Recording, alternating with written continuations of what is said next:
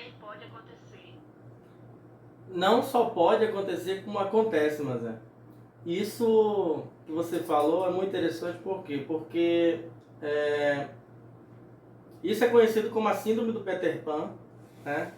Que a gente conhece, da pessoa que é adulta, ela se recusa a aceitar a, a sua maioridade. Inclusive, no mundo contemporâneo, nossos dias odiernos, boa parte da população mundial parece que está caminhando paralelo com a síndrome do Peter Pan. A gente vê muitos adultos, inclusive pessoas casadas com filhos, algumas pessoas que têm até netos, que se recusam a crescer, que se recusam a assumir a responsabilidade sobre a vida e manter uma postura de uma pessoa adulta. E nessa recusa, quando eu falo se recusa, quando eu falo na síndrome do Peter Pan, não quero que fique ressoando como fosse uma fala de julgamento. Não é isso. É justamente o contrário. Porque as pessoas que se recusam a crescer, que estão envolvidas nessa síndrome, do ponto de vista da neurociência e também da psicanálise, porque a psicanálise já tinha respondido isso muito antes da neurociência, elas não conseguiram desenvolver bem o seu mecanismo de defesa. Por quê? Porque na fase as fases mais importantes da infância e adolescência, é uma fase onde precisa ter um equilíbrio de prazer e frustração, né? Lá, Freud vai falar sobre isso no seu livro, no compêndio dele, chamado Princípio do Prazer. Lá no Princípio do Prazer ele vai falar sobre isso, que a criança precisa experimentar frustrações, várias frustrações da vida, em contrapeso aos momentos de prazer que ela sente, porque isso vai gerar um mecanismo de defesa e vai desenvolver essas defesas numa instância psíquica e fisiológica. E a neurociência vem confirmar isso, que quando uma criança, um adolescente, ele tem uma vida boa, relativamente boa, teve poucos contatos com experiências negativas, por exemplo, tudo que os pais podiam possibilitar para eles, para facilitar a vida deles, os pais fizeram. As nossas redes neuronais também, que são as redes das emoções negativas ou das emoções mais densas, elas também vão ser desativadas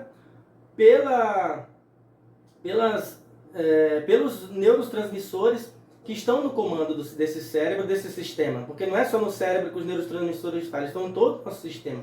Por quê? Porque ele vê que ele não está usando muito aquela energia, ele não está tendo muito contato com a frustração, que é justamente uma parte do nosso processo, do nosso cérebro límbico, relacionado ao campo emocional, e que está em conexão o campo límbico e o nosso córtex, né, do racional.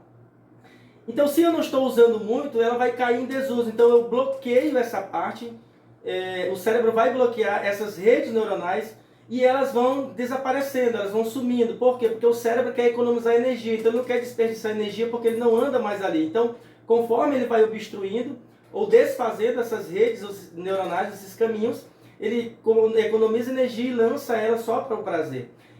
E aí, isso pode ser um problema para esse sujeito, por quê? Porque quando esse sujeito fica adulto, ele começa a entrar num universo que ele não conhecia, ele precisa ter responsabilidades agora, precisa pagar suas contas, ele precisa resolver os problemas, mas como sempre ele teve alguém que lhe acudisse ou que tomasse as decisões por ele, ou quando ele estava, ou ela, né, seja homem ou mulher, quando essa pessoa estava em uma situação de apuro, alguém ia lá e resolvia para ela, então ela nunca teve essa preocupação, ela não vai saber lidar. Por isso que eu falei que não tem julgamento nisso. Ela não vai saber lidar, por quê? Porque ela não tem um campo de defesa desenvolvida, porque como ela não tinha contato com essas experiências, e por meio dessa frustração ela não resolvia ou não criava uma estratégia para desenvolver-se diante daquela situação, ou para resolver aquela situação, porque alguém resolvia por ela ou auxiliava, então agora o cérebro faz o quê? Aciona o gatilho do pânico. E nesse momento do pânico, o cérebro começa a tentar criar uma nova rede neuronal, que é justamente as redes estratégicas, para criar novos campos, para ensinar esse sujeito a tomar decisões, e aí a pessoa até começa a vislumbrar possibilidades, mas ela acha que não tem força suficiente e acha que não é capaz, porque ela se sente segura. E aí, no momento em que ela está tentando e ela acha que não é capaz, e aí é o momento que ela grita, ou seja, é o momento que ela vai pedir socorro, vai espernear, vai chorar, para que alguém assuma aquela responsabilidade por ela, que alguém lhe estenda a mão, para que alguém faça alguma coisa. E quando essa pessoa, toda vez que ela grita, não estou dizendo, gente, que não se pode ajudar essa pessoa, tá? Não tem nada a ver com isso. Nós estamos dizendo que se toda vez que a pessoa gritar, toda vez que ela tiver um problema, alguém for lá a resolver por ela, ela não vai aprender. Por quê? Porque o problema que está diante da pessoa precisa ser olhado por ela e ela precisa ver um leque de possibilidades como resolver isso. E para isso ela vai ter que despender de muita energia. E ela não quer fazer isso, porque o cérebro não quer gastar energia. Por isso que ele quer que outra pessoa resolva, porque aí ele não sai da zona de conforto. E se todas as vezes os responsáveis correm para auxiliar de imediato, essa pessoa não consegue, ou seja, em outras palavras, o cérebro não consegue dar continuidade na construção de novas redes neuronais, e aí o fluxo é interrompido. Então a pessoa aprende, mas aí ela vai aprendendo mais lentamente. Então, é como você estiver construindo uma rua e de repente alguém chega lá e fala assim, vamos parar essa obra. Aí a obra fica paralisada. E o que isso implica? Do ponto de vista da psicanálise e da neurociência, nós já explicamos, nós já sabemos que já tem uma resposta. E do ponto de vista da espiritualidade, significa que essa pessoa tem um baixo nível de consciência ou tem uma consciência ainda infantil. Mas, mesmo ela sendo infantil, essa pessoa tem condições de raciocinar, analisar e decidir se ela quer ir adiante ou não. Por quê? Porque a nossa consciência, ela é desenvolvida. Né? Como eu falei naquele meu livro do Karma e do Dharma, nós não nascemos pronto, a alma não nasce pronta, a alma vai se desenvolvendo. O que seria a alma? A nossa consciência. E como é que a nossa consciência se desenvolve? A partir das resoluções de problemas. Então, quanto mais a gente resolve problema, quanto mais a gente lida e encara os problemas de frente, mais preparado eu estou e mais o meu cérebro, do ponto de vista biológico, neurológico, ele cria redes neuronais de estratégias e segurança para que eu perceba que eu tenho capacidade e a energia necessária para lidar com aquela situação. E então, isso, agora é claro, que o sujeito, ele vai achar que ele não consegue.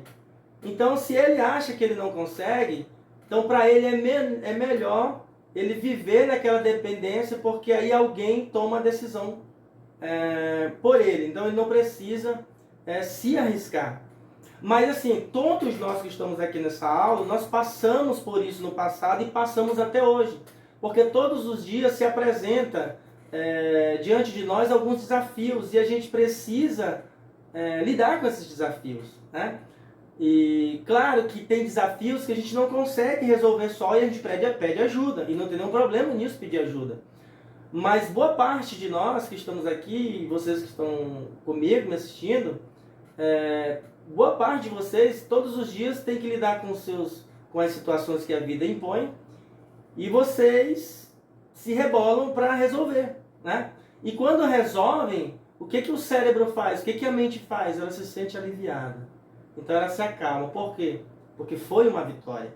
E nessa vitória, o seu cérebro criou mais um campo de estratégia, mais um campo de memória, de sabedoria, lhe preparou, lhe deixou mais preparado para futuros eventos. E essas provações, esses testes que a gente passa, os desafios, tem que produzir um aprendizado em nós. Por quê? Porque se você é uma pessoa que enfrenta vários desafios e se recusa a aprender com os desafios que a vida lhe impõe, então você não está saindo do canto, você está estacionado. Por quê? Porque um dos motivos pelos quais a vida impõe desafios a nós é para queima de karma. E como é que eu consigo queimar karmas? Criando estratégias para que eu possa encarar a vida ou os problemas que a vida impõe a mim, de cabeça erguida, com dignidade.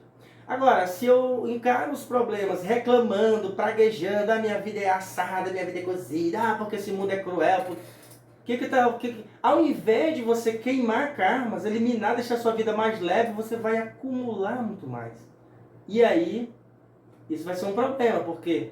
Porque as emoções não estão sendo digeridas, esse peso não está sendo digerido, o apego, a vaidade, o orgulho ainda está muito dentro de nós. Porque quando a gente começa a reclamar muito e achar que a vida é muito cruel com a gente, no fundo nós estamos sendo egoístas. No fundo nós estamos dizendo para o universo, para a inteligência cósmica ou para os amparadores espirituais, seja para quem for, assim, ó, a vida está sendo injusta comigo, eu sou tão bonzinho, eu sou tão legal, eu sou uma pessoa tão do bem, tão de Deus, tão espiritualizada, eu sou uma pessoa tão honesta, tão do amor, tão da caridade, por que eu estou passando por isso? Então a gente tenta se justificar para o universo, dizendo, querendo passar de bonzinho com a nossa reclamação.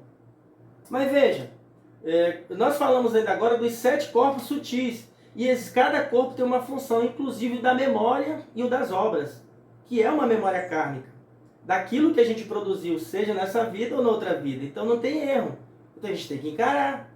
É a única forma de passar o desafio de cabeça erguida e ir transcendendo nos níveis de consciência. Agora, se eu vou passando mal-humorado e não me recuso a aprender, então eu vou continuar anos e anos lendo livros, fazendo cursos, fazendo as minhas orações, as minhas meditações, e eu vou ver outras pessoas avançando, tendo experiências fantásticas, e eu estou aqui. Por quê? Porque eu estou muito apegado ainda ao meu ego.